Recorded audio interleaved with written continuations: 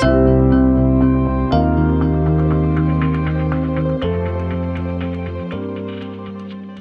right, welcome to Culture Couch Live this week. Very exciting. We've got a guest, but I'll leave Nadia just a little bit because Carly's going to do the introduction. So I'll say, hey, Cherie. Hey, Carly, how are you? Hi, Ruzy. How are you? Happy New Year. I know we've done one recording, but we're kind of back to normal programming now, aren't we?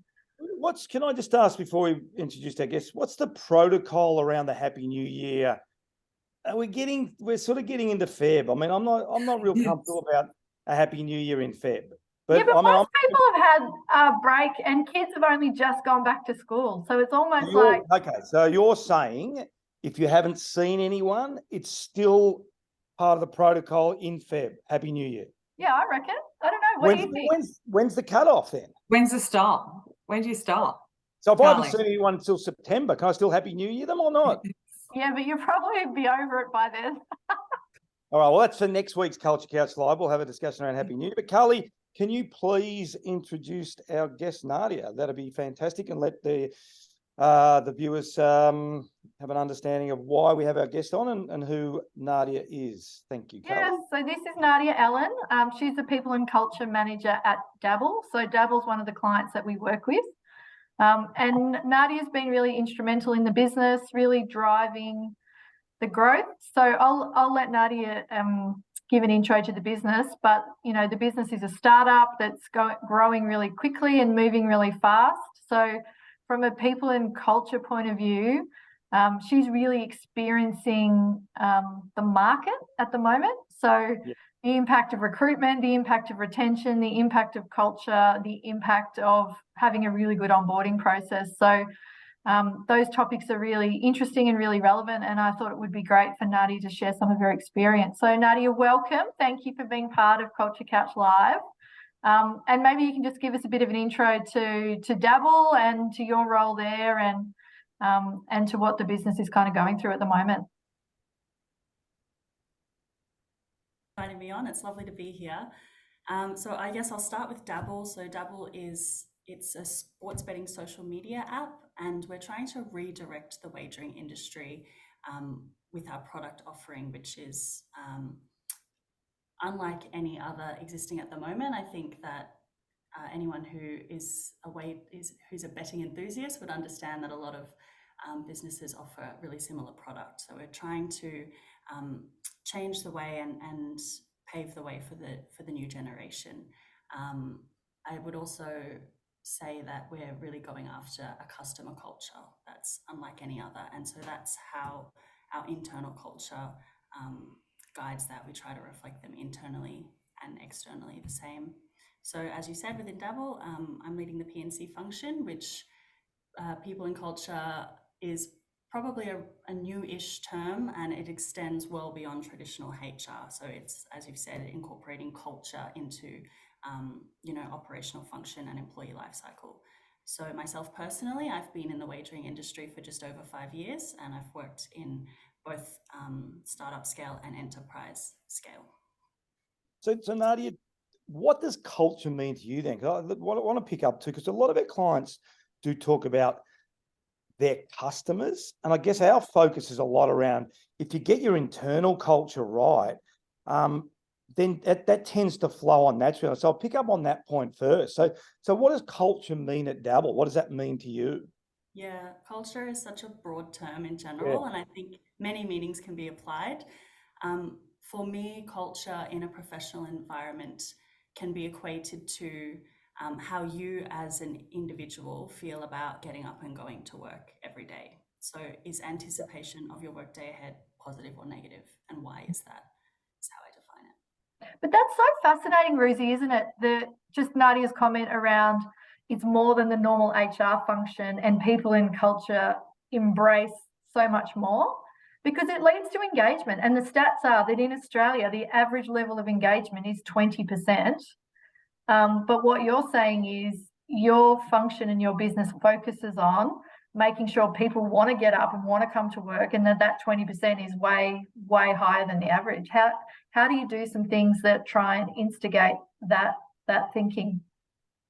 Yeah, I think it's really important to recognize that there is that there is a difference between engagement in a consumer sense and in a professional sense. So I think, you know, a lot of marketing functions spend a lot of time going after customer engagement and how do you, you know, how do you lure the customer to your product to spend time on your product all of the time? Whereas the employee-employer relationship is so much more personal. It's so different than that. So at times, simply saying, if you're not the personality type who is all in on your workplace and you just want to come in and do your hours and go home, that's okay too. We support that for you. And by allowing that freedom, we find that people generally really want to be involved because it's more personal choice, I guess. So, Good. Go on, Paul. John, Cherie, you go. No, I was going to ask, what part of the work performed by Performance by Design creates the most impact for your team and within the business, and why? Yeah. So our team is distributed. We have people all over Australia. I think the only state we haven't yet started someone is Tasmania. So yeah, distributed and remote first. It is a hell of a challenge. You lose a lot of the context that comes with face-to-face interaction or the camaraderie that comes with sitting beside someone every day or sitting in a room with someone every day. So people can be kind of estranged from you. We decided to combat this by trying to educate and empower our employees to understand the true complexities of communication in general and then collaboration. And Performance by Design helps us to do that by, I guess, breaking down the barriers and sort of saying, it's okay, we're all going to the same destination, we're all flawed, we're all human, and that's okay. And by, I guess, sending that message repeatedly to the employee, it helps them to live that and feel empowered by that. I think that's a really important topic around, you know, your distribution of workforce. Because I think the one thing that, and I know, Ruzi, you've worked with Dabble as well, but the one thing Cherie and I notice when we get on the calls is that, and I don't know if this is technically the right way to say it, but the vibe is always really similar between all the groups that we have. And it's really fascinating, Ruzi, because, you know, Nadia's comment around, you know, we provide the freedom for people to be who they want to be, but there's still a definitive Dabble vibe that you get when you're with the Dabble team on the screen. So it's really interesting, Ruzi, how you can still create that level of culture in that really hybrid remote workplace. Yeah, and I think I'll defer to you too, Nadia. I think having that's why culture code is so important, because if you don't really know who you are or what you do and your purpose and your values and your behaviors, it's really hard to either attract similar people, and we'll touch on that in a minute, or for them to act their way into a system. So now we don't want clones of everyone, but what we do want is a system that says, if you want to be part of Dabble, you can be an individual, but these are the non-negotiables. And Nadia, I think that's the strength. Having done it, with Sydney Swans and then the Melbourne Footy Club, we had a lot of different personalities and a lot of different individuals. But the reality was, these are the things that we stand for. And it becomes really obvious through your brand when you talk to people. So talk to that maybe, Nadia, and how important that's been. Yeah, I think people really value consistency and a consistent message. So, I was employed in a business when the pandemic hit, and suddenly, the message was, this is our culture, we're in the office business, this is how we communicate. Then we were forced to be fully remote and people were trying to navigate that. And then there was that weird push and pull when they're like, oh, maybe you'll be hybrid, maybe you should come back, maybe we'll mandate the days in so that we can still we're used to a certain level of control. So I feel really fortunate that Dabble was able to construct a culture code and a value system really early on, so that from the beginning, our core, our legacy employees and any onboarding employee understand from the beginning what our culture is. And there's no chance of, someone who started 3 years ago to say, oh, well, that's not what our culture was then, and I still respect that culture. And I think on that, Cherie, that onboarding part is really important. And I know we talk about that a lot, Yeah. particularly in footy clubs. And footy clubs, what they do really well is induct players straight away. So you walk into a football club and you know exactly, and it's typically the leaders of the footy club. But I know, Cherie, you've been working a lot with Nadia and Dabble on the insights discovery. So talk a bit about that firstly, Cherie, and maybe Nadia also, on how important that is to the onboarding process. Yeah, so insights discovery being a part of the onboarding process, I guess, straight away gives you an understanding of your new employees' communication styles, their preferences. And for that, then you're able to, work together as a team and understand each other. So, Nadia, with the onboarding process of insights, how has that helped you within the business? And I guess the onboarding process with insights discovery. Yeah, onboarding is a great term. So can I just ask a sub question, Nadia? How many people have you onboarded so far this year already? Yeah, it's been absolutely wild. I think, I've probably received 10 signed employment contracts in the last week. In the last week? Yeah. Wow. In saying that does sound chaotic, but it's been Christmas, so some of the vacant roles were on hold, and then we've started the year. So I would say probably that many a month is more common. Still a lot, isn't it? It is a lot. It is a lot, and I pride myself a lot. I think it's really important. Every employee is a complex individual, and their identity is so important to them. They hold it so close, so do I. And a challenge with onboarding so quickly is it's really hard to find the time to make that person feel special and to try to understand them. Sometimes you just can't. So insights discovery is a really great tool for this. It also, I don't know, it kind of feels like, hey, this is our community. Our community is Dabble. The language that we choose to speak when we talk about ourselves is insights discovery. Yeah. Would you like to speak it as well from the get-go within the first couple of weeks? We'd love for you to learn how to speak our language with us. And I think as well, it really breaks down a barrier. Like, I am flawed. I'm a flawed individual. I typically don't like to be made aware of those flaws. And some of my more negative traits, I would say, only appear in conflict or when I'm in, a high stress environment. So it's probably the worst time for someone to say to me, hey, you're being a little grumpy right now. And so to have that information from the get-go, hey, this is what you're like on your best day. This is what you're like on your worst day. Take that into the business with you. It can help me to identify it first so that others don't have to point it out to me. Yeah. And it almost fast tracks that induction process, doesn't it? Because even just the summary chart that we use for each of the teams, and I know you and Cherie have been working on that lately, but just in a new employee, understanding the process and then putting up a chart that say, this is your team and this is what they're going to look like. Straight away, you get a visual of what potentially you need to do and how you need to behave with those individuals, which almost fast tracks a few months of conversations, getting to know people on one level. Yeah, absolutely. And it helps to quantify what our culture is or why we are the way that we are. So, people would say, why isn't there too much? There's not heaps of abrasion here, or there isn't heaps of conflict here. Why is that? Why is no one upset when we all join meetings 4 minutes late? Because that somehow is developed to become part of our culture. And then we sort of show, all of the graphing together of everyone's personality type and say, well, that's just because that's what we're all like as human beings, and it helps people to understand.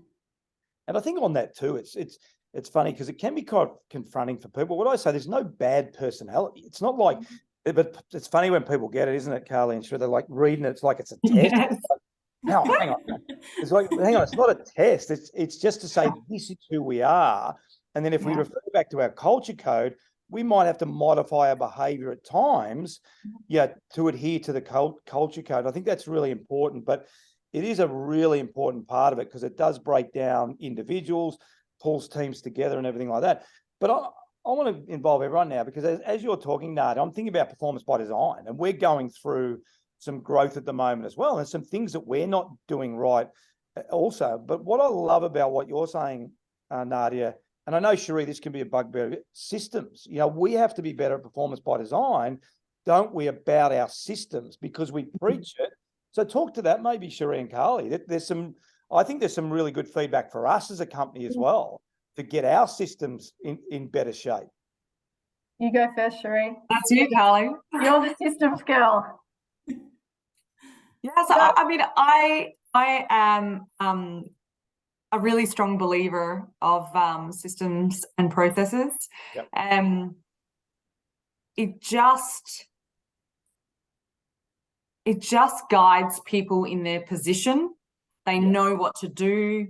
They know what they need to achieve, and they know how to do it. If your systems and processes aren't in place, this is where the crossover can start to happen, and obviously discrepancies start to happen. So I am 100% believer in processes and systems, and that's the first thing that really I feel should be put in place. And obviously definitely a part of the onboarding process. So, you know, if you're onboarded and you see, you know, if you look at your insights discovery profile, you know who you are, and you know your communication preferences, then you know your employees' communication preferences, and you have all the systems and processes right there at the very beginning. Yeah, it just becomes, it's so effective. Yeah. I'm going to show my age here. Like, you guys wouldn't know. We used to have a Sidways and a Melways. Now Sidways is in Sydney and a Melways was in Melbourne, and it was a roadmap. And it's like a roadmap. Yeah. It was, and you guys are lucky now because you can just whack your thing in your GPS and you can get to wherever you want to get to. But I didn't have that luxury, Carly. You know, so what I had to do. I loved the Melways as a kid, Ruzi. It was the best. But what I'm saying is, what you're saying, Cherie, is, and jump in, Carl, it's like a roadmap, isn't it? If you take away your systems, then suddenly I've got to try and drive from Donvale to East Malvern without any idea really. Now, I'll pull over a couple of times and I'll ask someone where to go, and we're typically going to get there. But what the systems and process allow us to do is get there in a more direct manner, and we're not mucking around going down dead-end streets and that. Yeah. No, but I think it's the James Clear quote too. You fall to the level of your systems.